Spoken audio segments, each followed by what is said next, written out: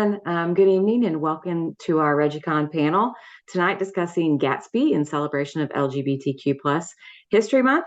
This is our, I think, second ReggieCon panel for the fall semester, but never fear, there are so many more to come that you'll be able to check out. My name is Jana Albrecht. I'm the Associate Vice President for Enrollment Management here at Illinois State University. Before we begin the panel tonight, I just have a few details to keep all of this running smoothly for you in the audience and for our panel members as well. First, we do record the session and it will get posted to the ReggieCon website. Second, some of you in the audience will need confirmation of attendance. We'll post a link to that. It'll be a form and it will be towards the end of the panel, so you can complete that so you get credit for your class section. And then third, and maybe the most important, these presenters, their video and their audio will be on, but they can't hear you or see you as guests. So that said, we constantly monitor that Q&A function, and we do encourage you to ask those questions of the presenters when you have them. It's really one of their favorite parts of the whole panel. So please, ask the questions soon and often. And just so you know, they may not get to it right away, but they will answer all of the questions that you might have. And so last is that there are more ReggieCon sessions to come. So please, check our website early and often, and you can even review some of our previous panels out there. There's some really great stuff. So enough of the housekeeping. At this time, I am pleased to introduce our fearless leader, Dr. Scott Jordan. Dr. Jordan is the chair of psychology here at ISU, and he also happens to be a moderator and a panelist for tonight's section. So Scott, please take it away. Thank you so much, Dr. Albrecht, and welcome everyone to ReggieCon, the con that asks the question, hey, what's your story? I'm Dr. Scott Jordan, aka Zombie Scotty, cognitive scientist, philosopher here at Illinois State University. And tonight we've come together to celebrate LGBTQ History Month with a discussion of Gatsby, Jeremy Holt's and Felipe Cunha's graphic novel adaptation of F. Scott Fitzgerald's classic, The Great Gatsby. Joining me on tonight's panel is that motley crew of comic and pop culture aficionados, purveyors of all things geekdom, the ReggieCon crew. First, the hardest working man in comics, Mr. Victor Dandridge Jr. Victor, please tell the audience a little something about who you are. Hello. I'm Victor Dandridge, lovingly called the hardest working man in comics. I am a phenomenological narratologist, self-publishing comic creator and writer, and maker of all the fun things that we haven't talked about on this show yet, but we will one day, I promise you. There you go. Also on the ReggieCon crew, the queen of all things geekdom, Dr. Vanessa Hintz. Vanessa, please tell the audience a little something about who you are and what you do. Thank you, Scott. Hello, everyone. I'm Dr. Vanessa Hintz. I use she, her pronouns. I am a clinical psychologist just west of Milwaukee, Wisconsin, in a town called Waukesha. In addition to that, I am an assistant clinical professor at Carroll University here in Waukesha, and also a diversity, equity, and inclusion professional and a podcast host. Welcome. Fantastic. Great podcast, by the way, about that. Check it out. Also on the ReggieCon crew, my colleague and partner in crime in all things nerdy, Dr. Eric Wesselmann. Eric, please tell the audience a little something about who you are and what you do. So I'm a professor at Illinois State University, a social psychologist by training, lover of all things nerdy, and I love to connect them whenever I can and nerd out with like-minded folks. Fantastic. And now it's my extreme pleasure to introduce tonight's guest panelists. Coming to ReggieCon from the doctoral program in school psychology here at Illinois State University, Miss Farhia Osman. Farhia, please come into the ReggieCon room. Tell us, the audience, a little something about who you are, what you do, and why you love comics. Hello, I am a third year in the doctoral program in psychology. I come as not only as a student, but mostly as a nerd, a geek, and enjoy comics throughout my entire life, as well as with this specific panel, as a lover of literature as well. So I'm excited to be here. Fantastic. We're so glad you're here with us tonight. You joined us last year for LGBTQ History Month when we discussed the magic fish. So glad you're here. And now I'm thrilled to introduce the author and illustrator of Gatsby, Jeremy Holt and Felipe Cunha. Jeremy and Felipe, please come into the ReggieCon room, introduce yourselves, and tell us a little something about who you are and what you do. And we'll start with Jeremy. Hi, Jeremy Holt, pronouns they, them. I am the writer and co-creator of Gatsby, the graphic novel. I've been writing comic books for 17 plus years, and I just, around that time, fell in love with storytelling, and I can't seem to stop doing it. Well, we're absolutely thrilled to have you here and can't wait to talk about this fantastic adaptation of The Great Gatsby. Felipe. Hey, everyone. My name is Felipe. I am from Brazil. I am the artist along with Jeremy. We worked on the adaptation of Gatsby. And I've been a comic book artist for, I think, professionally about 10 years, but it's something that I've been doing my whole life. And it's a pleasure to be here. Oh, fantastic. Glad to hear it. So before we start talking about this amazing piece of work, the first thing we have to do is thank those who do all that work that make us look like we know what we're doing. First, I want to thank Dr. Jana Albrecht. You've already met her.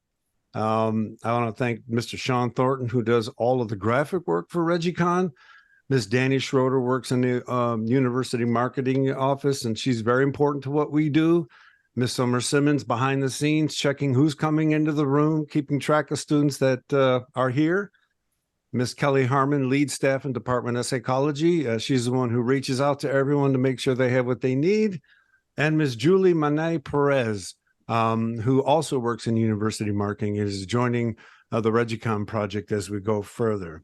So what we do here at ReggieCon is we have this amazing graphic novel. And what I've asked the panelists to do is to pick their favorite frame. What they do then is we display that frame. They tell us why it's their favorite. And then we all gush about that for about 3 or 4 minutes. And then we go on to the next person and their favorite frame. So with the ReggieCon crew plus Farhia, that's about 5 of us. We'll see how far we get in that. And of course, we're willing to take audience questions at any point. And as I like to tell my students in class, the more you ask questions, the more you own what you hear. So please feel free to write in at any time. And now I'm going to share the screen so I can pick our first image for the evening. And I want to say that this, whose is this? Who picked this one? Is that yours, Eric? No. It's Vanessa's. Is it mine? Oh, this is mine. Thank you. Okay, Yeah. I didn't Yes, put it the is. name down. Okay, go ahead. Please, It is. Vanessa. Okay, so the thing that resonated with me the most about this frame was the conversation about reinvention and representation. I might have screamed when I read this because it literally was like a mind-blown moment, right? So first and foremost, as a Black woman, when I turned the page and it was revealed that Gatsby was a Black person, it warmed my heart. I cannot express, like words cannot express, like how often do we see like Black people in the 1% represented, right? So thank you for that.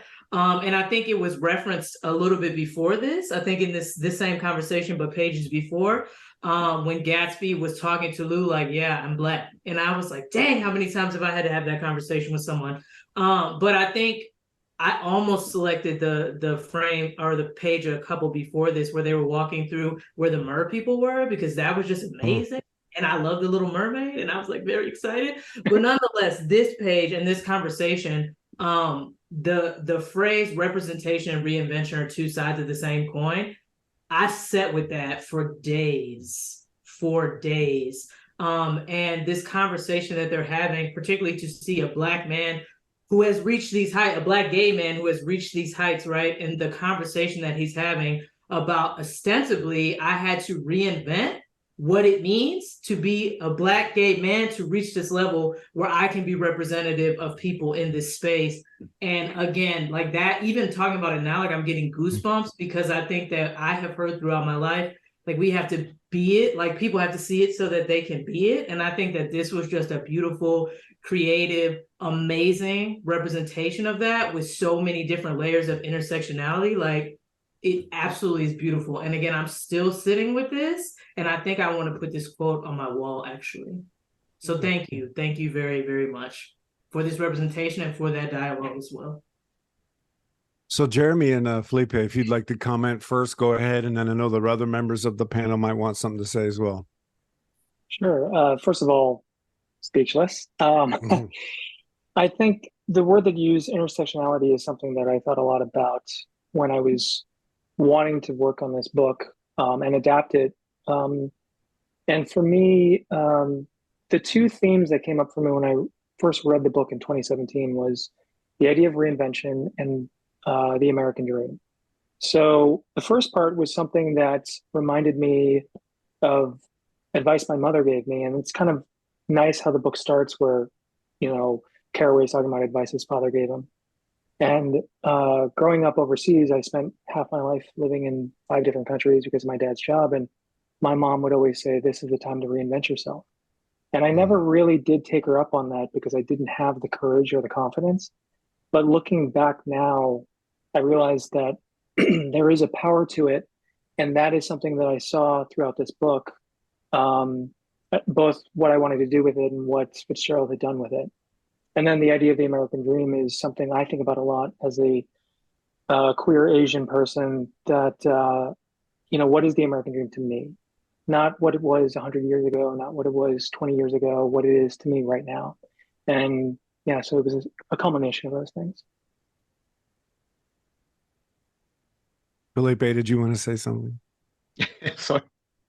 Yeah, I had the very difficult job to do justice to that very pivotal moment, because it's a very long conversation between the two where very important things are discussed, and I needed to make sure that there was visual elements to sort of embrace that, sort of make it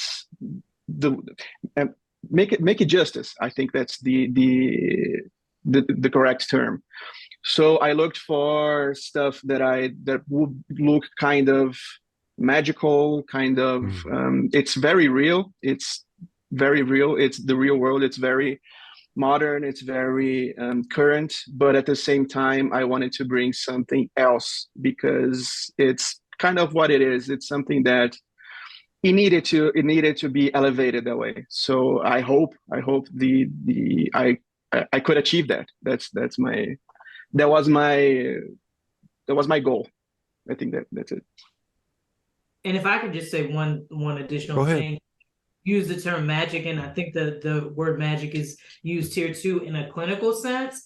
Like, magical thinking is often thought of as like a cognitive distortion, whereas in this case, I would argue what this message is that we have to be magical to get outside of this mold, this box that societal expectations place on us, right? So you mentioned too, Jeremy, about the American dream and what that means for you, right? And I think that when working with marginalized folks in therapy, we're always talking about sort of like going beyond and empowering them to go beyond societal expectations. And what is that? That's magic. That's not what's expected of you. That's magic. And so I appreciate that you use that word, not only here, but even in your description. So thank you. Yeah. I think you did a fantastic job of illustrating the idea of potentialities and alternative realities with the fountain in the middle. It's the very center of the page. And the beautiful thing about that kind of image, be it water, be it whatever it is it's unstructured, it's unformed, it's fluid, no pun intended. But that captures the idea of potentiality. And it's in that potentiality that new things can come. And one thing I love about the way potentialities dealt with in this story is it's not always pleasant. There's a lot of work. There's a lot of pain in the change. And I think being honest to that pain is something we don't quite often hear. And so I appreciate the artistry there, as well as the commitment to the realities of the ability to change and then the costs of doing the work to change. Anyone else? I got to jump in on sort of yin and yang context of the two characters, Gatsby, and I just totally lost the cousin's name. What is the cousin's name? Why did I just lose that? Lou. Thank you. As they are talking about this space of accomplishment, where Gatsby is acknowledging that he started off on a lower tier and had to achieve something, there is sort of this juxtaposition of greatness, but also detriment that is almost inherent in the richness that he has. We've had conversations previously when we're talking about Black Panther the movie, and how, as uplifting as that is for Black audiences in general, there are aspects of it that have an inherent negative of misogyny and things like that that are so beautifully interwoven into it that it's truly authentic. So whereas Gatsby is this wonderful, as Vanessa pointed out, wonderful representation of success in a Black individual, there are things that Gatsby does later on that become, ooh, that's questionable, sticky, icky. Why did you do that? And there is this beautiful mirror of greatness and darkness all at the same time in his presence. There's such wonderful just kind of mix of humanity, because that's the truth of all of us. We are both good and bad, given the situation, given context. We come into this thing admiring everything about him until we find out why he went, this way. And then there's people that could be like, how dare you? But again, this is the context of chasing the American dream, achieving the American dream, and what you're willing to do it. That is that undercurrent that we don't like to talk about when it comes to the American dream. And by having that, recognized and symbolized within a Black character, where so much of American history and wealth was built on the back of Blacks, like it is contextually rich. And if you didn't get that from reading it, I hope you get it when you reread it, because it's right there.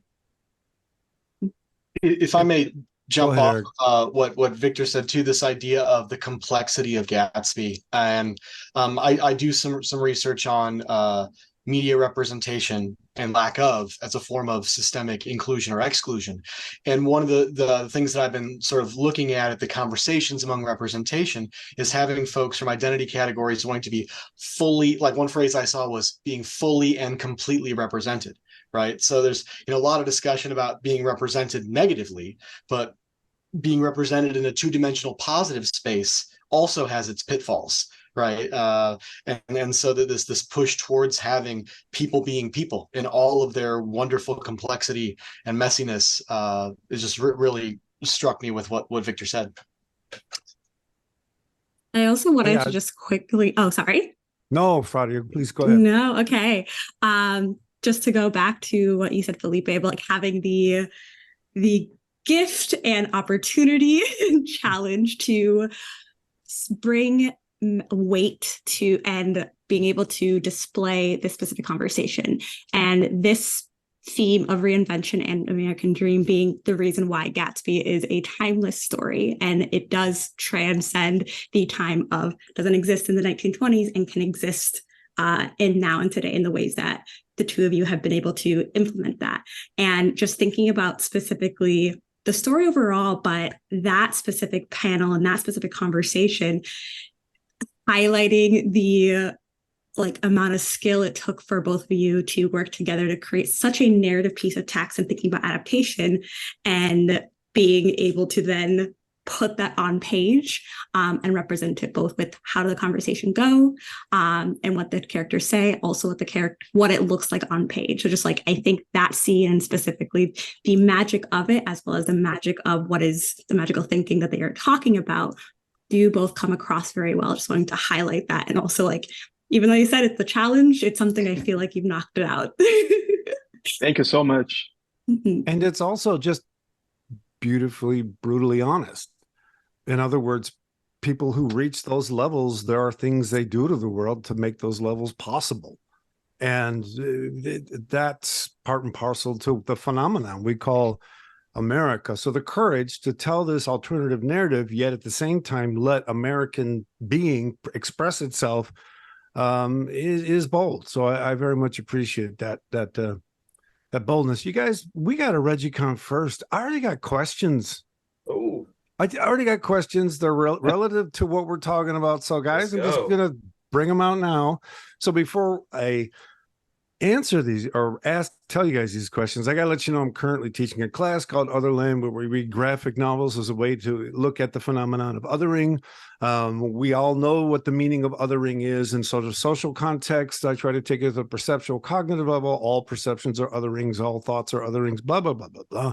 I have students read the book, and then I invite them to come to this and ask questions about othering, and that's what they're doing. So do you think the idea of reinvention and representation being on two sides of the same coin aligns with the idea of othering in wild systems theory, which is, we're not going to talk about what wild systems is, but it's the background for the course. In our class, it's been said before that othering is a new way to look towards diversity and inclusion. And I'm curious about how you think this aligns with that idea and this graphic novel. So the issue is, do we see issues of othering going on in this graphic novel? I'll throw that out to everyone, and we'll see where it goes. I feel like it's not fair if I answer that question. Please go ahead. And then I saw that Jeremy was about to launch a response. So Victor, go first, and then we'll go ask Jeremy. Go ahead, Victor. Well, yes. So othering clearly is there, even in the phrasing from the text itself, that representation is the other side of the coin. So when you're already stating that there is a coin with two sides, you have already othered the two concepts of reinvention and representation by saying that they are both separate things, although they are connected. It's right there. And it's so wonderful in the example of wild systems theory of how, even though those things are separate ideas, they do function together and almost need each other to be a functional piece. And it's such a wonderful showcase of that concept in practice. I have to say that the in-depthness that you all are discussing, Felipe, and my work makes me feel smarter than I actually am, because I did think about a lot of things for this, but I do enjoy that you're picking up things that I think I was thinking about sort of in the back of my mind, and it sort of came through, whether it was an art direction to Felipe or whether it was what might have seemed like a minor thing. I mean, the truth is, for me, I am a Korean adoptee. I'm also an identical triplet. So it's rare to not only be an adoptee, but to grow up with biological siblings. And I grew up with other siblings that are white. And so, this idea of reinvention and just trying to understand representation has been really challenging for me in the past, I'd say 3 or 4 years, because I've really leaned into these things that I ignored. And Gatsby came to me in this time in my life where I had been writing for maybe like 8 years, these essentially white male savior stories that I thought were my narrative. And it wasn't until I started looking at these things and I realized I was writing for an audience, I was writing for an editor, and that these things didn't represent my experiences. So when I decided to overhaul everything I was developing and working on, I decided to just speak more authentically. And I think for me, this book encapsulates, I think, the advice that everybody gets as a writer is write what you know. And I never like that advice because it assumes that what I know is interesting, and I've never assumed that. And so through lots of therapy and just self-reflection and self-discovery, I've come to retool that advice to be write what you've survived. And I think about my own traumas. I think about whether they're external or internal. And Gatsby is a survivor at his core, and he's had to basically break a system and redesign it for himself, so he can basically go as far as he wants to go with it. And there is, consequence to that. But so I appreciate the in-depth thoughts behind these panels and the story at large. And Jeremy, you need to copyright the phrase, write what you've survived. All right. That needs to be somewhere in print with your name next to it, because that's a really, really good one. So here's what we're going to do. We got 4 more frames to potentially get through. So we have another question from Henny Yeager and Aqua Baby 62. What I'm going to do at the moment is save those questions because I do want to get to these other frames. So please, Hannah and Aqua Baby, wait, and we will get to your image, I promise. So let me go to the next one. All right, I think this one is Victor's. Uh-oh. Yeah. Yeah, you should have saved mine for last. We about to get deep. Is that yours? Yep, that's mine. Okay. That's mine. So the reason why I chose this one is it's super important to where I feel the context of this adaptation actually goes. I was first inspired earlier in the book where Lou first sees the Mer people and he's hanging out with Alexis, and they ask this question of whether or not they have views on gender, and Lou says, never thought of it before. And Alexis responds, well, I think you have now. And so here we are later on, far later in the book, where they've actually had an intimacy that's been built up. And Alexis finally asks the question of how do you identify? How do you see yourself? And ultimately what this was for me was this beautiful showcase of societal growth and progress. I'm a big fan of Star Trek, believing that the universal idea of where we need to go in the future is united and in a space of actual discovery, if not internal self-realization. And I feel like the existence, if not the proliferation of people finding themselves via either their gender identity or their sexual orientation is a statement that we are fast tracking towards that progressive space where what our existence isn't anymore is a mortal toil that's built on a biological system of we have to repopulate just for the sake of continuation.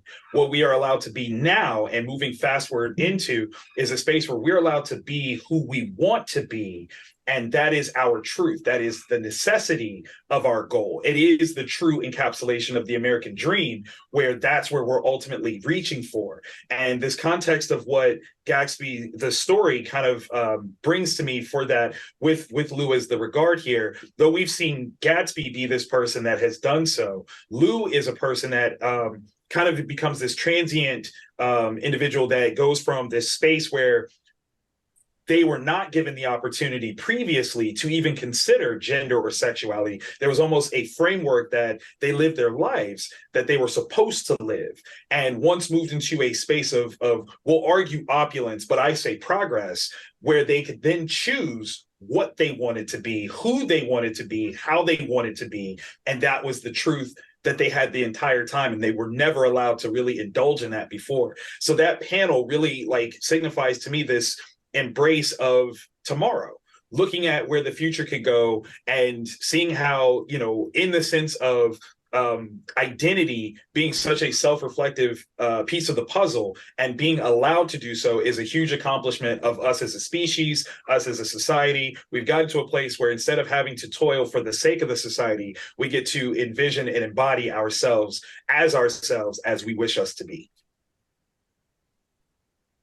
Fantastic. What I love about these ReggieCon panels is someone drops a mic like that, and as I listen, I sort of inspired to say other things that take me back to the first question about othering here, because all of the concepts that are put in this frame, oh, are you this, are you that, I could be this, I could be that, all of those come from the world we live in.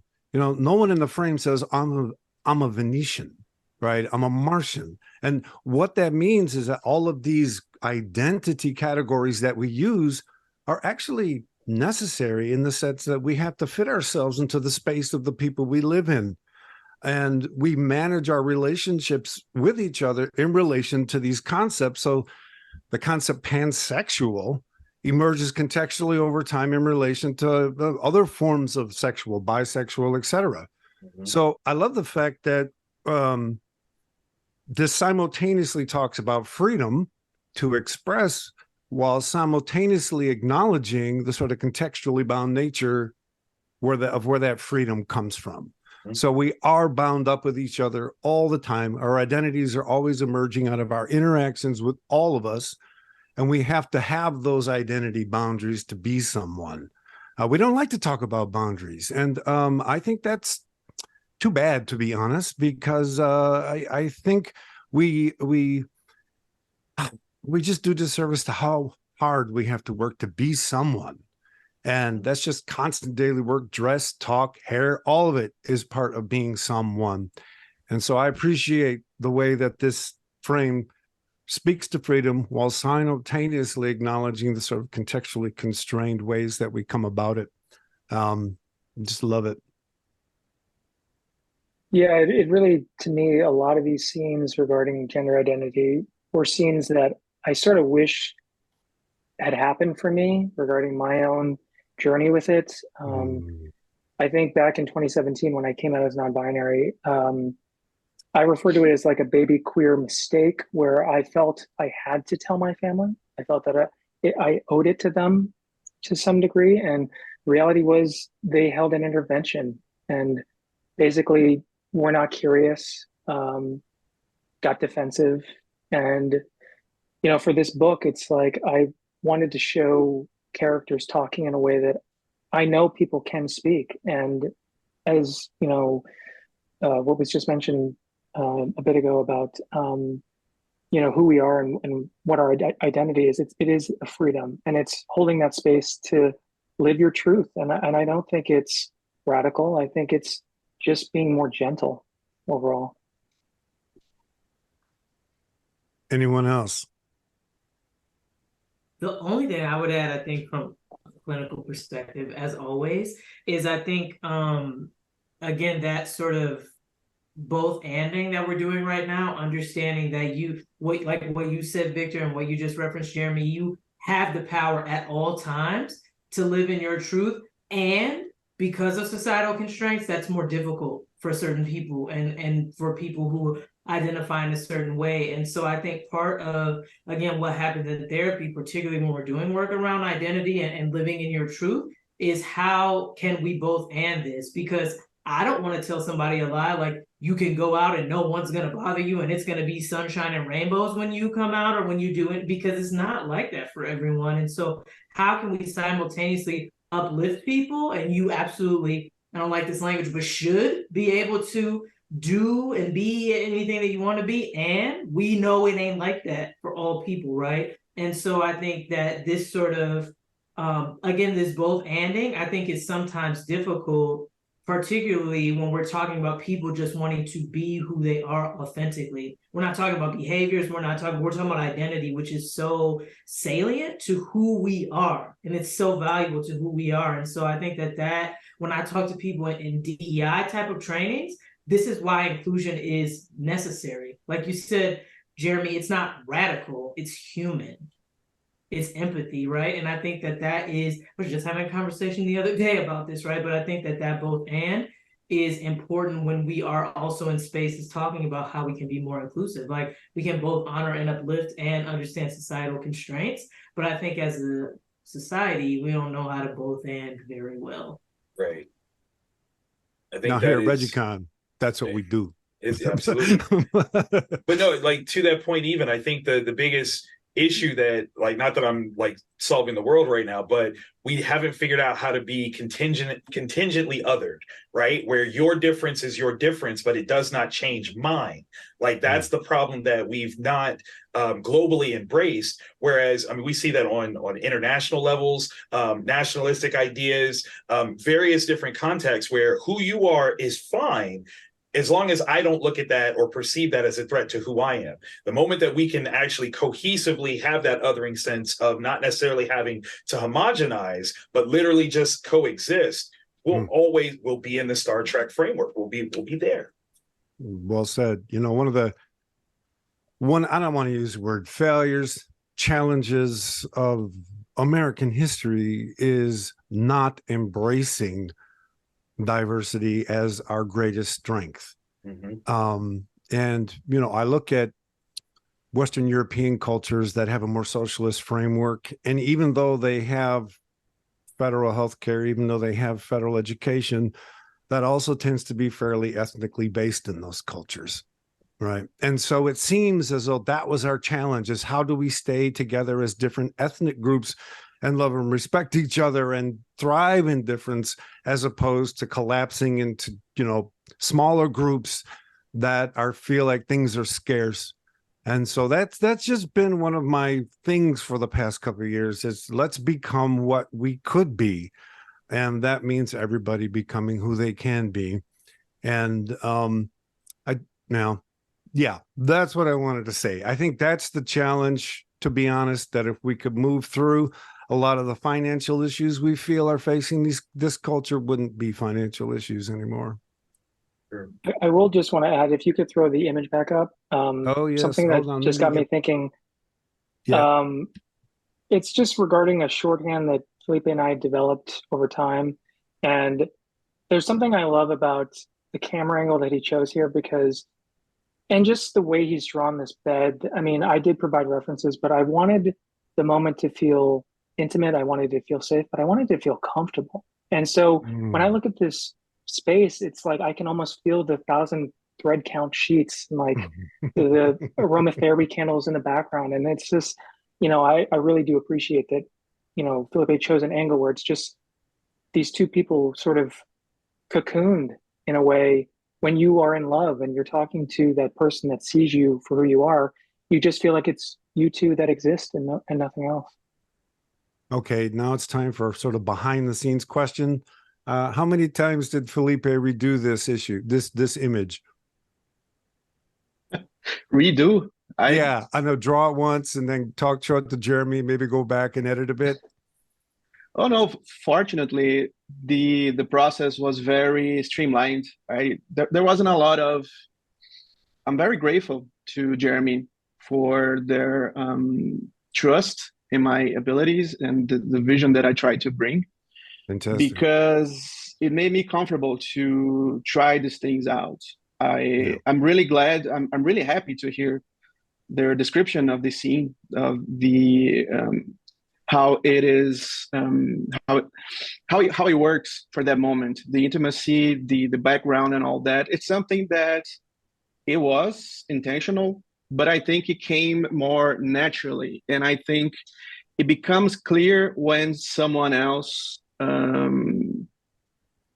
analyzes it, because I think the work isn't our work. The work is the readers. The readers will take it, will embrace it, will have different readings from it. And that's when you sort of realize what you've done. Because for me, it might have been something more natural. I thought about the intimacy. I thought about the composition. I wanted to work that. But it wasn't that specific in my mind. It wasn't, I want to do this and that and the other. It was something that it just worked. And to see that be recognized makes me feel like my work worked. That's the thing. And I'm really happy that gets seen, No, Definitely. it's fantastic. Definitely. I think like one piece of that you mentioned, like the work is for the reader for it to interpret, and also going back to Jeremy's point when they were saying, listening to us talk about this and your work together, and like you're making it seem like you're smarter than you are, but also like this is an adaptation of a work. You are a reader of that work in the context of what you and your experiences, and putting that to the page as a reader, and then as a creator, and then for us to read. So we're seeing that process filtered through you of the original work. So it's all part of that. If I could just follow up on Farhia's comment there, the expertise is something you already had in you when you started writing. I mean, being a fan of Gatsby, the great Gatsby, and then being who the both of you are, bringing those expertises together, that usually doesn't happen consciously, right? It comes out of you because it's in you and who you are. And the challenge is to get a moment where it can just come out without your conscious mind getting in the way, right? You know what it's like to be working 20 minutes in, you get a phone call and it's like, damn it, now I'm going to have to spend the next 20 minutes getting back into the groove. So yeah, it's a wonderful, beautifully complex reflection of where you've been and what you've done, as you say, right? What you've survived, right? So it definitely shows up. And Felipe, I got to give you your roses. What you've created here visually is gender neutral.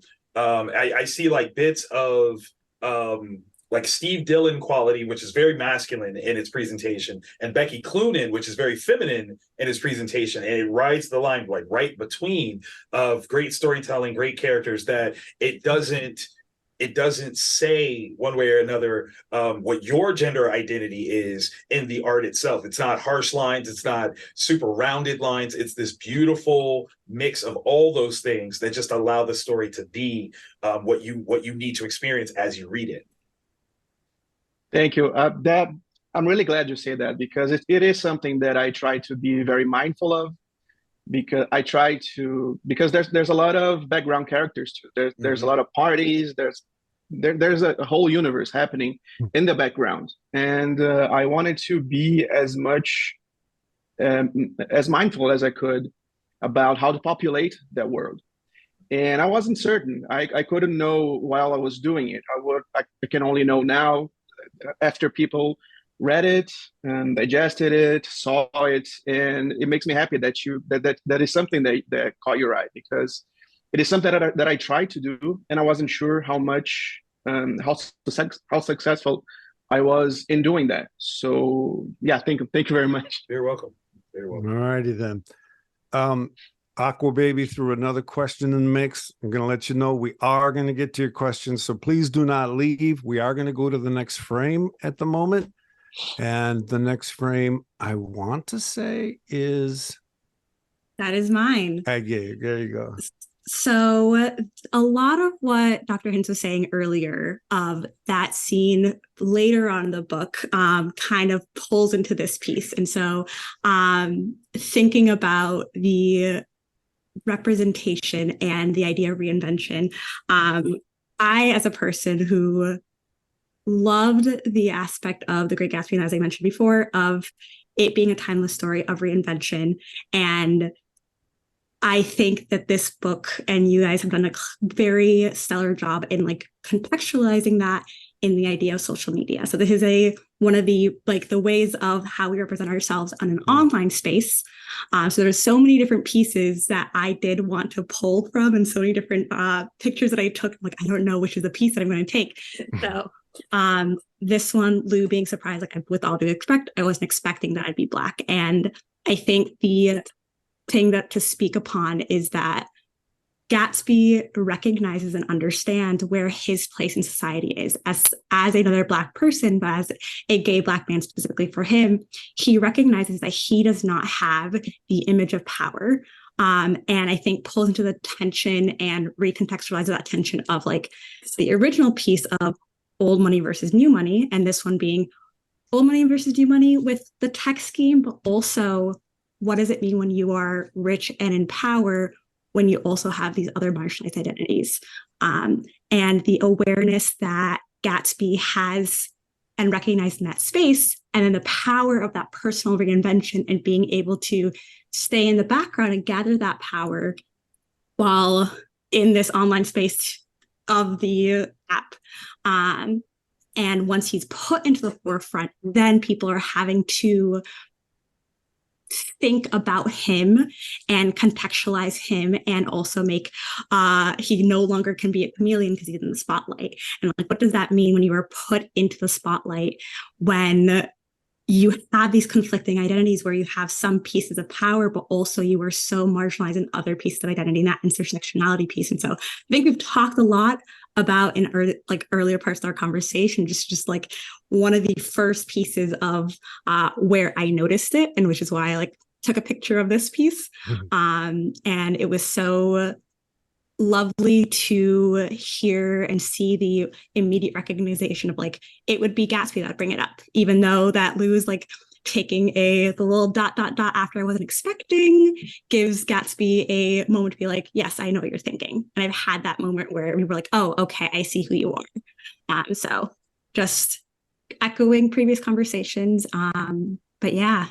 Thank you. Yeah, the reinvention, again, was a huge inspiration for me. And then honestly, using the text as a blueprint, knowing that Gatsby had made money doing something, nobody knew what it was. And then you later find out that he is a bootlegger of sorts. So he's making money not exactly on the up and up. And so I thought, could Gatsby exist in the 21st century? And for a while, I didn't write this because I didn't think it was possible. And then when I understood the idea of a digital footprint, and I have a friend from, I'd say, middle school, high school, who I could not find. I spent years looking for this person. I eventually found him, and I realized it was possible. So from that, I think that this idea that he makes his money, and if it's new money, social media lends itself to reinvention, lends itself to how you want to present to the world. And then the idea of how he actually makes his money. Again, I was just taking a cue from Fitzgerald, and I didn't want to stray too far because I wanted it to feel like Gatsby. No, absolutely. I think I'm thinking about the creator of like Bitcoin is someone who you do not know. And like that is a piece where you do not know how like these people do exist, and you can exist in like, yes, honestly, I was like, I'm getting into the weeds, but absolutely. I think that it is a story that could be told, and you've showcased that it could be told in the 21st century in different ways and in that digital space. So that's.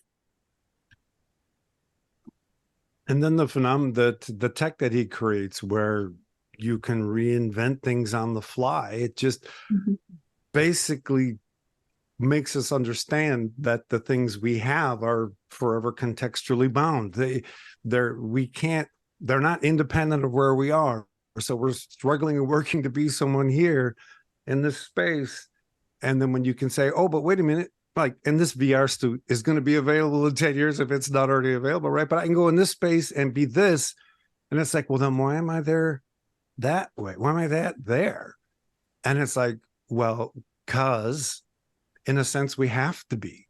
Not in the sense that we have to be as specific, but the issue is, you mentioned marginalized identities. If people are coming at people with marginalized identities, they have to find a way to survive in that space.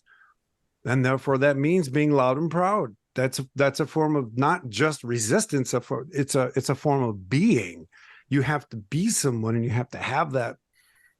I'm going to call it a boundary. We can talk about that later if you want, but you have to have that identity boundary to be able to be in that space with everyone.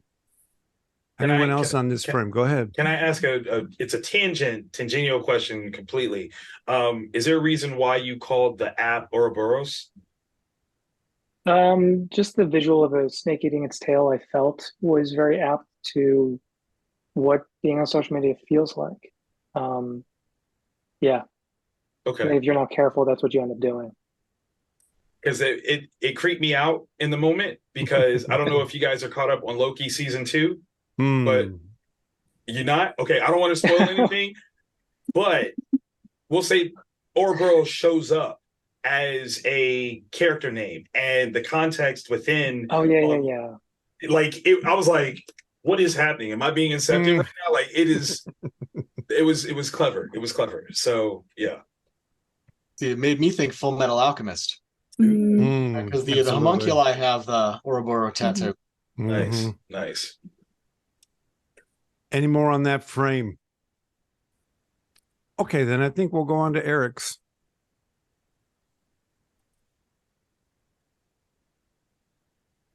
Okay, so I think some of what I'm going to talk about here, we've already kind of touched on a little bit from previous conversations, but I think I can see that. Hold on, let me make the screen bigger so I can read it.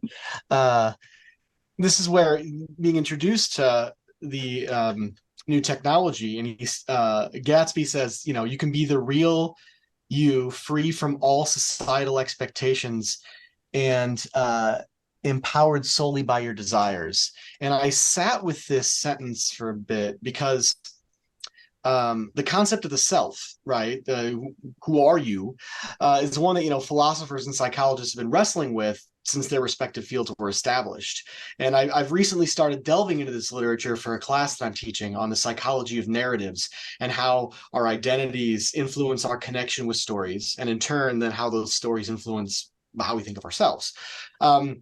And again, kind of rehashing old ground here, but self-concepts are complex. They're dynamic, and they're socially emergent. So Gatsby's idea of being a self free from all social expectations, and somehow one's own desires being something that is purely one's own, that's asocial, seems to be really strongly rooted in an individualistic cultural worldview, which makes sense for how I read Gatsby's character, and indeed most of the main cast. There's research that looks at how folks from collectivistic cultures are more likely than individualistic folks to recognize the socially contextual nature of self-concept, how we are always at almost every level connected to other people. And even Gatsby is basing their identity, at least from the reinvention quest, on social relationships and culture, right? Gatsby wanted Tommy and went on this quest of reinvention to reach a certain level of success that was based on their dominant cultural value structure, right? And so this is one way that I experience the tension between Lou and the other characters, and perhaps one of the reasons why Lou, being from a more collectivistic culture, at the end of the story, chooses to take a different path from everyone else. So that's what I got. Comments? I think, yeah. This is one of the ones that I like almost chose as well. And something that I noticed when I was reading back through my old copy of The Great Gatsby that I wrote a lot is the idea of facade. And so like something of a question to like to bring up is just like, what is the difference between like a virtual self that you're representing with your true self versus a facade, and where like that tension piece. And that's where I was also thinking as well. So I'm loving that question. I'll say a couple of things and we'll see where it goes, because the self, your sense of who you are, is an emergent, unconscious aspect of what you've done. And I have a saying, identity follows circumstance. In other words, if you want to feel like someone else, be someone else, and you have to do it for a long time so that when you wake up in the morning, that's what you feel like. Because who you feel like is who you've been. So you have to change who you've been for a period of time. And even in that sense, then your sense of who you are is emerging out of your memories, right? And so your memories are constantly, not to go too neuro, but your memories are constantly being flushed into your cortex so that everything you do, think, talk, walk, all of it is an anticipatory edge derived from your memories. So identity is like this identity boundary we have to create, because if we don't, we can't tell, are we generating our own thoughts? Is someone outside of me generating those thoughts? And people who can't generate those memory boundaries often get diagnosed as schizophrenic, because they're generating thoughts, but they can't discriminate that they've created them versus the world put them in there. So these are the kind of things that lead me to talk about identity bubbles, identity boundaries. And so your identity is necessary, and my identity is necessarily an othering. I have to other the rest of the world to be someone. You know, usually when we use the word othering, it has a negative connotation. And the challenge then is that it prevents us from examining how all of us necessarily others simply to be. And then once we have that conversation, then I think we talk about, well, why do some people get to other and other people don't? Well, what are the different spaces in which some people get to project their otherings and others don't? And I just think that gets us into a more authentic, non-binary space, talking about identity and talking about the kind of complex, nuanced issues we're trying to deal with. So blah, blah, blah. The sense of self is always emergent from memory. And the struggle is to change our memories if we want to feel and be someone else. So, yeah. So insightful. I really like all of what you just said. I also appreciate Eric's detection of Lou's discomfort with all of this, because he doesn't come from this type of culture. And I specifically had him come from Singapore because I spent 6 years there as a child, and I have memories of it. And when Crazy Rich Asians came out, that was in a lot of ways very pivotal for me as an Asian person, but it was also sort of not quite getting as far as I wanted to see that type of representation get, because then everyone just assumes everyone from Singapore is wealthy, which is not true.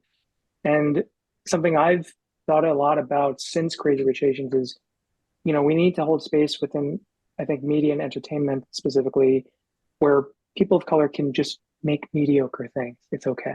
Where they can make really bad things. Said. Like, you can't just expect, and I've dealt with this where I pitch something and it's like, oh, we already have one of those. We have a book about a chef. Why don't you have two books about a chef? Like, and so I think that, to expect, people of color to have to rise to that occasion, and it has to be Emmy or Oscar worthy to be noticed is, we're not as far as we'd like to be. I really like your comment about it. First of all, a rather high percentage of anything in any genre is crap.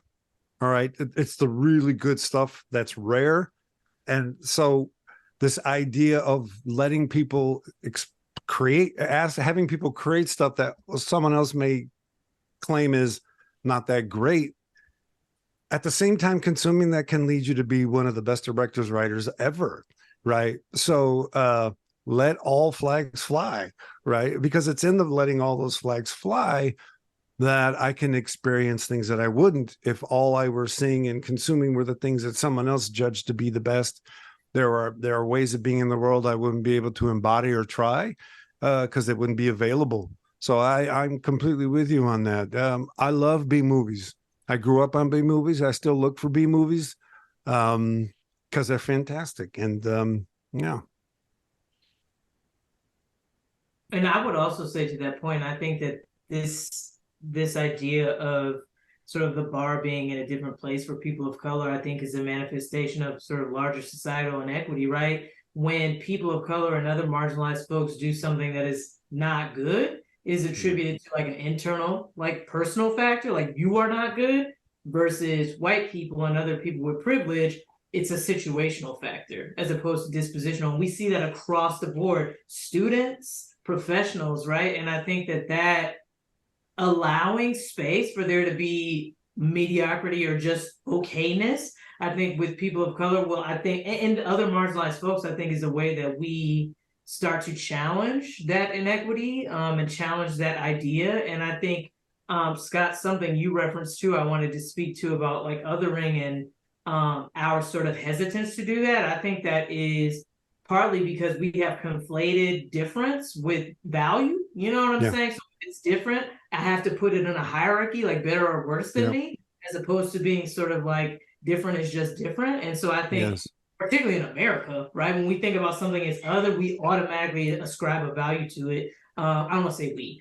Folks can automatically ascribe a value to it, which I think makes that, people then we get into conversations about like, I don't see difference, everybody is the same, which is also problematic, right? And so I think that a conversation about how we can other without devaluing or ascribing more value, I think that is the conversation that again is going to move us into a space of equity. And it's not the conversations that we have them at ReggieCon, but that we're not having largely, right? No, absolutely. Or at least have a positive framework of value. Yes. Right? Like, because, okay, it's in there. Okay, I was just looking for it. I promise it's in there. But if you look at the idea that Gatsby brings about the best version of Tommy, and part of that idea of this emphasis of love bringing out the fullest of you, right? Whoever you are. So Alexis to Lou, Lou to Alexis, Gatsby to Tommy. First of all, when Gatsby first introduces himself, he calls himself Jay. But Tom calls him James. Like, that is the full value of his name. He doesn't truncate any part of it. And I want to say that in there, Gatsby calls him Thomas. He doesn't call him Tommy like everybody else does, because he elevates to the full value of who he is. It's not a matter of truncating him to Tommy, which sounds trivial and juvenile. He's like, no, you're Thomas, because that's how I see you. And that's the clarity of the positive othering that he gives him. Everybody else can call you Tommy, and it's not a disrespect, but I'm going to call you Thomas because I'm elevating my position to you and your position to me. I just want to riff on that with you. But Vanessa, I truly appreciate your bringing up this issue of othering and valuing, because one of the challenges the species have lived in forever is there are things to be gained for some folks by valuing the othering of others. And we all spontaneously empathize with everyone. If we see someone in pain, we feel their pain, unless we've been trained that they're less than human. And why would we be trained that they're less than human We're trained that they're less than human so that we don't empathize with them, so that we can continue to exploit them. So when you look at exploitive cultures, you'll find that they have a system of dehumanization in place. And it's not just cognitive and verbal, it's infrastructure driven. The world is created in a way that keeps them non-human. And that then provides us a way to not have to empathize. And a lot of dramatic moments and a lot of tensions that the novels and stories that recognize this, there's a moment of awakening for the person who's been dehumanizing to suddenly see someone they've been dehumanizing as a human and to recognize, damn, I was doing a lot of work to be that way. It's more work to dehumanize than it is to empathize, right? So that valuing thing it's just too many people making money off of it. And that's part of the systemic nature of what the work needs to be done. So look, y'all, I'm going to do my frame here. And I am absolutely delighted that this whole conversation about Lou started and Lou's background in Singapore. And I could tell that there was something being said about Singapore and not being of that group mentioned in that movie, right? So the frame that I picked, plus I picked mine last, everyone else said, I like to let everyone else pick theirs. But I absolutely love this frame. And the reason I love this frame is because Lou is just being who he is, right? Alexa is being who she is. And when he says they're beautiful, she immediately challenges him in an American sort of contemporary way. Are you objectifying them? And he says, I'm sorry. That wasn't my intention. I meant to say that they possess an ethereal beauty. It must feel quite liberating to be one of them, if only for a night. Alexa gives him grace and they move on. I just love this fact that he's in this space, and there's more than one time in the story where you see what I'm going to call his blue collar values. I don't mean to judge you, but I'm a blue collar kid from a factory town in the Midwest. And I wasn't born in the upper middle class. And I love seeing characters like that because what they tend to do in these stories is bring levity and grounding, right? And you're seeing this life of extravagance and ungroundedness and people who have the opportunity to spend the day by the pool drinking, like every day. I just can't imagine that life. And I'm not going to say, I go on vacation, I'm not going to say I don't indulge, but that goes on, and it's almost as if you sense the pending blue collar presence, right? Someone's going to come in and ground this story, man. And I love the way you're referring back to what Eric said, right? He's not just a blue collar contrast. He's also comes from a collectivist, holist culture. I love the line where, he asks about, can I have a bike? And they said, why do you want a bike? Well, I want to get a job. Oh, your parents must be very proud. So the people that are saying that to him know the world he comes from, right?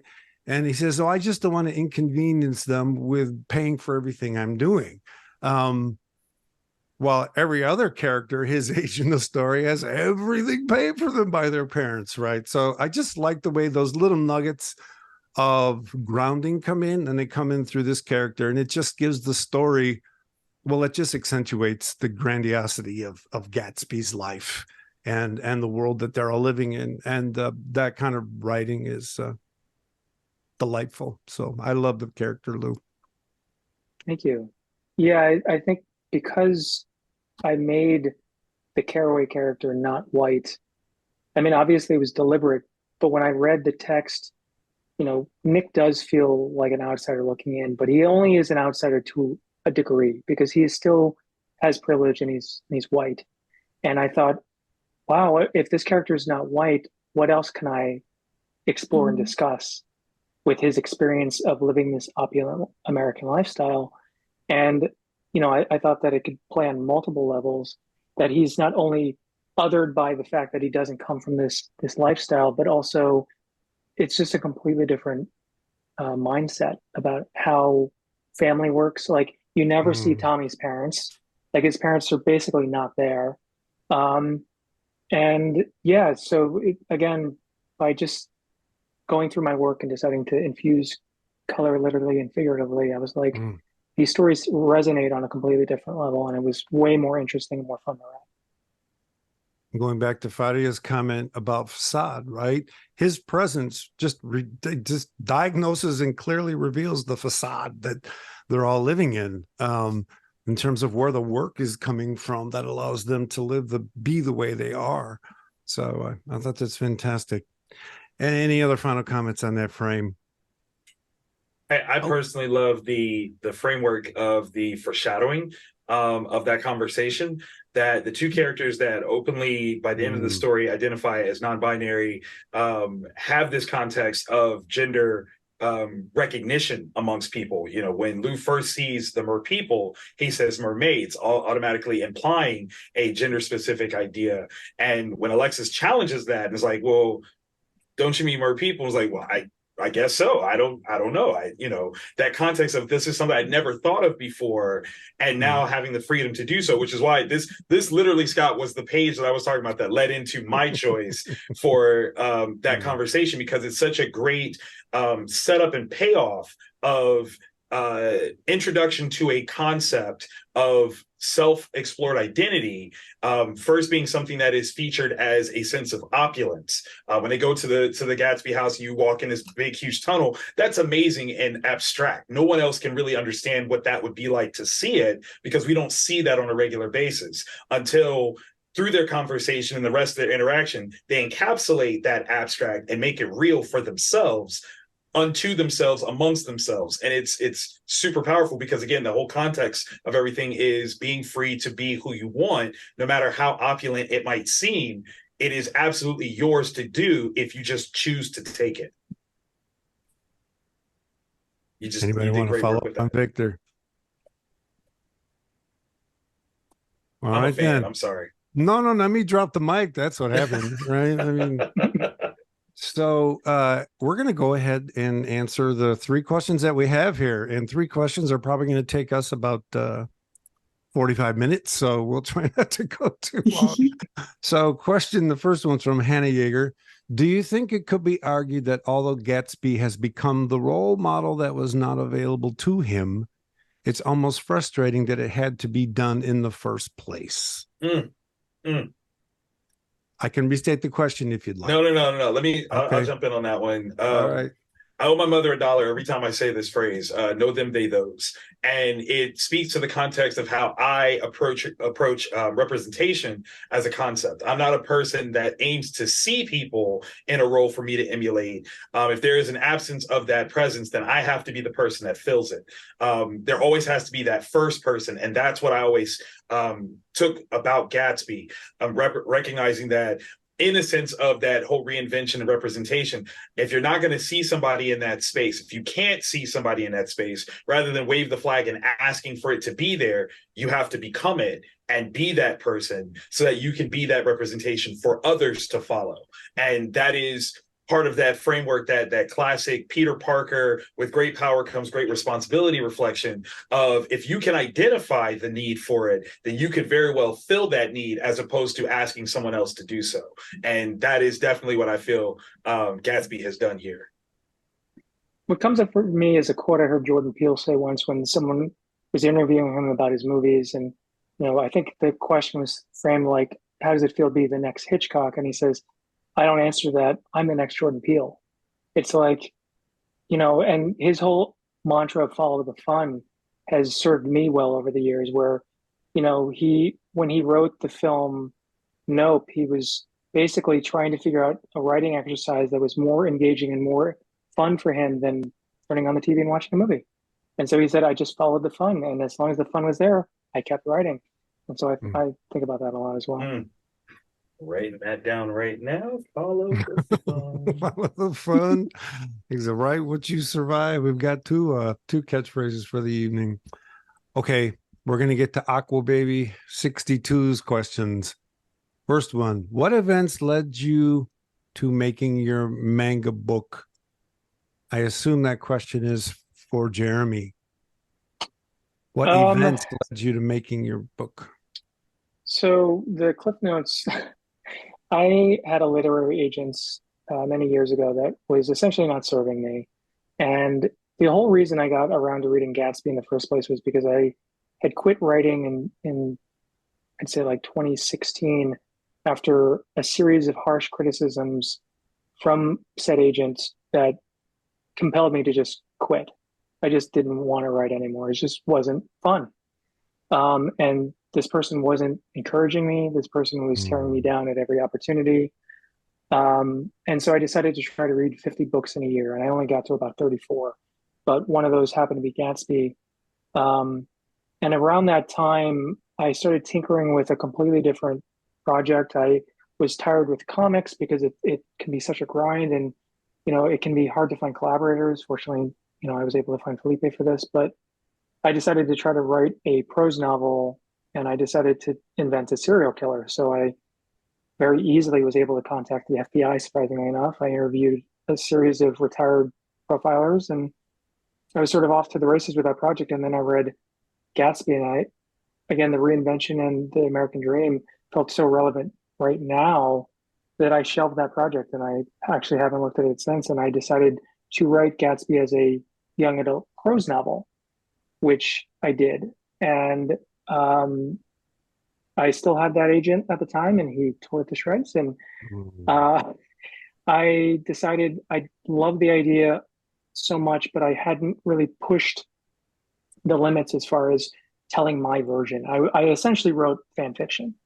And so I needed to get that out of my system. And so when I decided to retool it as a graphic novel, I decided I wanted to factor in all of these things that I had not had the courage to do in the original draft. And using the Gatsby as a blueprint, it kept me in line. And making the characters younger was a challenge because their relationships naturally had to change, especially the Myrtle and George Wilson characters, since they're not a married couple. They're brother and sister in this book. I started hitting these sort of roadblocks. It was like, how do I get back on track to where these narrative milestones I need to hit? But that essentially was just, wanting to tell this story in a version that I wish I had seen growing up.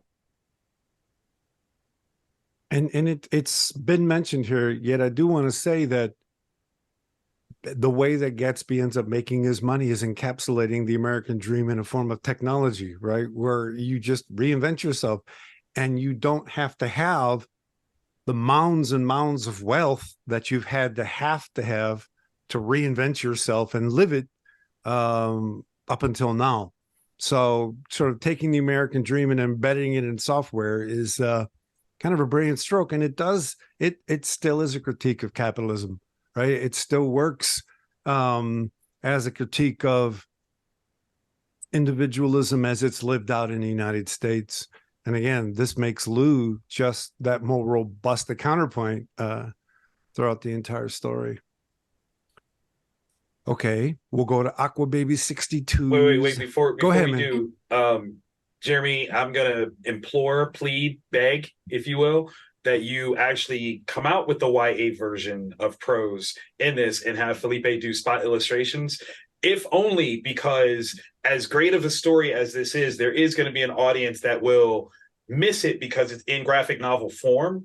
But the voice, I'm automatically assuming that the voice and authenticity of you two working together will be met no matter what the format is. And if you can do an adaptation of your own work, you still get to control that narrative in a great way, allowing other people to experience everything that you have to say, including the visualization that Felipe brought to this. So pretty please, if you don't mind doing that for me, appreciate you. I mean, I'm already in. By the way, this is truly Victor's wheelhouse. He knows exactly what he's talking about.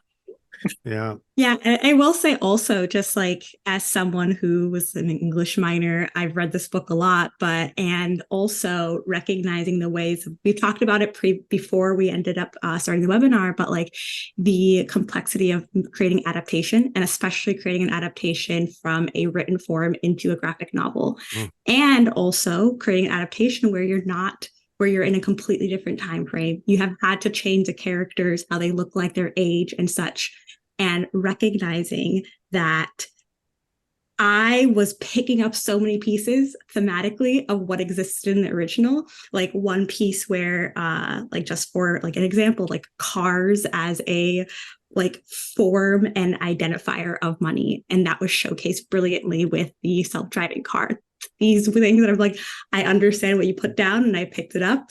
And really, but also recognizing as someone who has read the book and hoping that people who haven't read it were able to see and showcase that as well. But like, great, commending you both with the ways that you're showing that on page with an adaptation, how difficult that is. Thank you. That was an invitation to talk about adaptation work. I mean, just saying. Hey, that's the you can. You know what I'm saying? Yeah.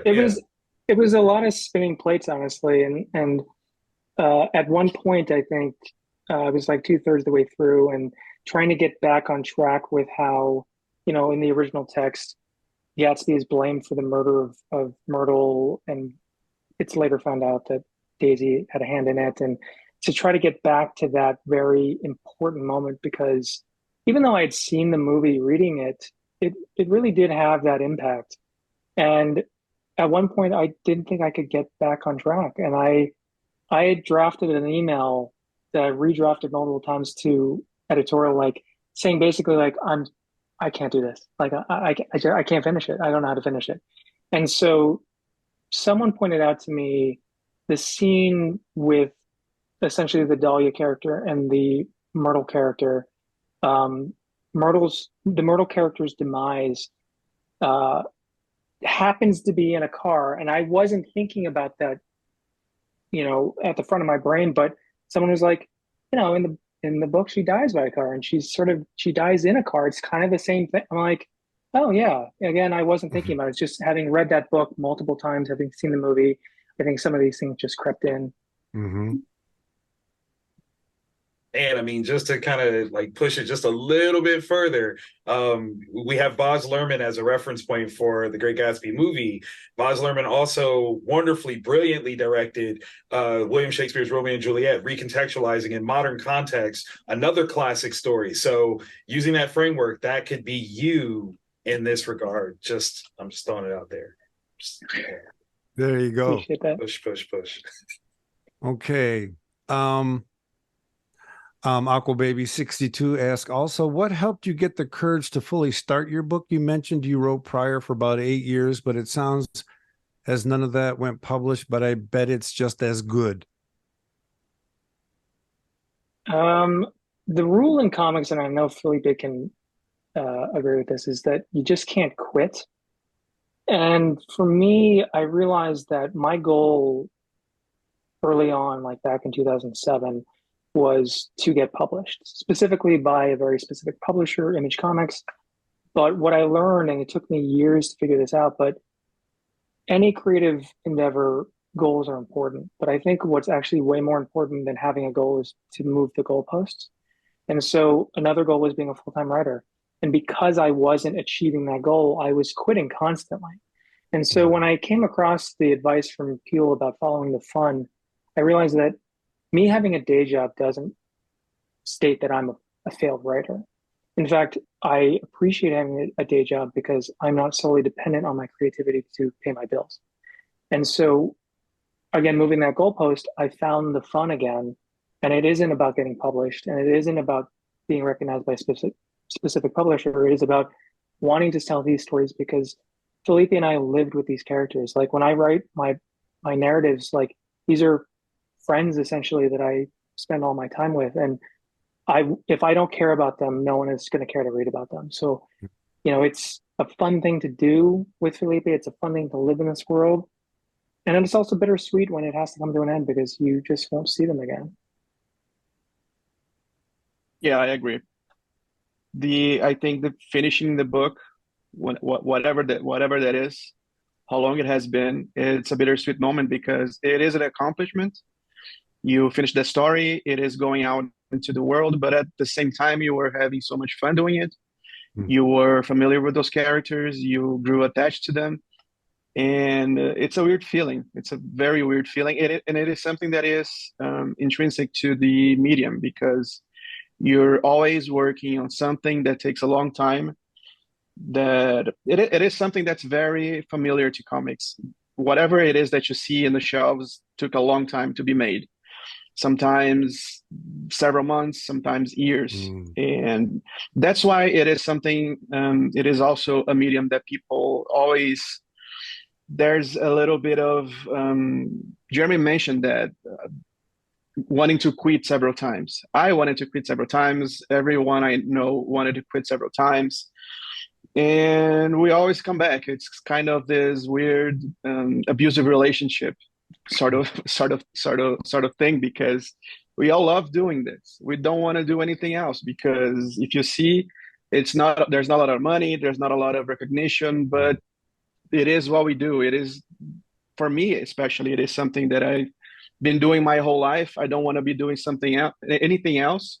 I don't think I know how to do anything else by this point in my life. I think it's something that I just need to keep pursuing forever. And I think there's a quote from Jack Kirby that gets used a lot. It's something that I think he mentioned to a fan of his in a convention. He said along the lines of, "Kid, comics is gonna break your heart." It's everyone knows that quote. Everyone who works in this medium knows that quote and uses whenever they are in a delicate moment in their career. I used it several times, because several times I found myself in a delicate situation. A publisher was owing me money, all sorts of stuff. But we keep going, we keep doing it, well, no matter what. And it's something very special to have done Gatsby with Jeremy, because it was smooth all the way through. It is something that it wasn't painful at all. Everything worked well. The story is fantastic. The publisher was fantastic, and it's awesome to be here discussing it in so much depth as well, because it makes it what it is. It is what it is. It is what it is. I mean, on that note, I will have to give credit to Axel Alonso, who's the chief creative officer at AWA. He was the one who is the reason why this book is even in your hands, because I had pitched it. I found another literary agent, and she spent 1.5 years trying to find it a home, and no one was interested. And so he had read another book of mine and wanted to discuss what I was working on. And I've always been prepped for these types of conversations, because it's like, what else you got? And I will rattle off 6 ideas. And one of them, I said, I really like this idea, but nobody wants it. It's about Gatsby. And he said, send it to me. And within a month, we were in production. One of the reasons forever grateful. One of the reasons we love having creators on this show is because they always speak to the fact that there's work that has to be done. And for you to be able to, as you said, you live with these characters, that means you write something about them one day, you write something else about them the next day, just like we live our lives. I do something one day, I do something different the next day. Maybe I do the same thing. And as I do it over and over and over and over, I know who I am, right? And just like writing characters, and you have to do that work. As a teacher, one of the things that I try to teach students is that writing is not a matter of just sitting down and dumping knowledge on a page. It's a matter of putting something on a page and then deconstructing it to see what it could become from there. But you've got to get something on the page first so you can deconstruct it. And then it's a matter of not to go too Full Metal Alchemist on you, but construction and deconstruction, right? Over and over and over. And that's how you get to know who the people are. That's how you get to know who you are. And if you keep living like that, you get to realize, you come to the understanding that you can be who you want to be, that you can be fluid, because it's all about work and context. And absolutely love it. We have one final question here from Hannah Yeager. This is for Jeremy. What is this serial killer novel? Because I'm intrigued. It's basically, I don't even know how to sum it up. I just basically created an unsub that defies all current collective knowledge of the traits of a serial killer. So having studied all of the big name ones that we all know, and seeing their personality types, seeing how they were raised, seeing what they ended up committing, I then crafted one that breaks all of those rules to make this person literally impossible to find, because there's no precedent for it. So, there's murders across state lines, killing people regardless of gender, ethnicity, sex. So that was a lot of fun. But honestly, like writing a novel is very solitary, and I've written two in my life. Both will probably never see the light of day, but there's something about comics that I do love, because it is solitary to write, but it's so much fun to collaborate with an artist. And with Felipe, like the guy's a machine. Like, there were things that I provided as reference, and that was about it. But then he took the reference and then ran 100 yards with it and drew things that I didn't even consider, I didn't think about. And again, it's a testament to his work, because this type of story needed all of those details, because I didn't, there's enough imagination going on here. I don't want you thinking, well, what would a tree look like in that background that was not fully rendered? Or, that kind of looks like a car that I recognize, but I don't know which car, or, so that hyper specific details were paramount to bring the story to life in the way that it needed to be. Fantastic. Any other final thoughts, Jeremy or Felipe? Just thank you so much for the in-depth discussion here. I think it's amazing that the educational sphere has gotten into graphic novels specifically and discussed them. And, Felipe and I were just trying to tell a fun story. I don't think either of us were expecting that anyone has put more thought into this book than the two of us, but clearly we are wrong. No, well, this is just beautiful examples of othering at multiple scales. And that's one of the reasons we use it in the class, is because all perceptions are inherently otherings. In other words, you're seeing what you see in relation to everything else that's there. And graphic novels give students the opportunity to practice that. They can look at the image and see the othering, and they can look at the thought bubbles and see the othering, and then they can talk about the culture, historical sort of otherings that are represented as well. And so it's a fantastic way to start. Victor and I published a paper a while ago where we talked about graphic novels as pedagogical tools, focusing particularly on Invincible. But yeah, they're here to stay. And I think people are discovering the richness that's there. So, hey, it's not exactly 8:30, but it's getting, I got to say, by the way, Felipe, please, any final comments? No, just echoing what Jeremy said. Thank you so much for having us. This is an amazing experience. It's something, because we work by ourselves, we work alone in a room with no one else around.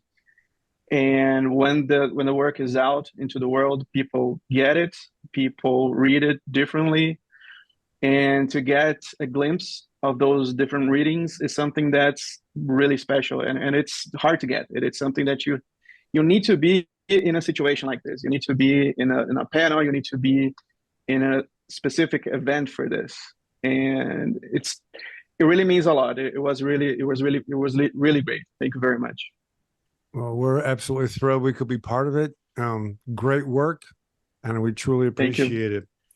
So we want to thank the ReggieCon crew for being here as always, and bringing their wonderful questions and insights to this amazing piece of work. Farhia, thank you so much again for joining us. I was delighted that you picked this particular panel to join this year. I didn't know you were an English minor, yet it completely shows. So I should have been able to know that that is an expertise that you wield. Alrighty then, what I want to quickly do is tell everyone what's coming up. So on Thursday, November 16th at 7 p.m., we'll be celebrating Native American Heritage Month with a discussion of the graphic novel Soldiers Unknown. Joining us will be author Chag Lowry and our dear friend, the indigenous nerd, Dr. Lee Francis IV. So tune in for that conversation next time. Before we sign off, I do want to say thanks to all those people who attended and gave us questions. As you can see, we love questions. And thanks again to everyone behind the scenes, making us look like we know what we're doing. Thank you very much, and have a good evening. Bye-bye. Thank you.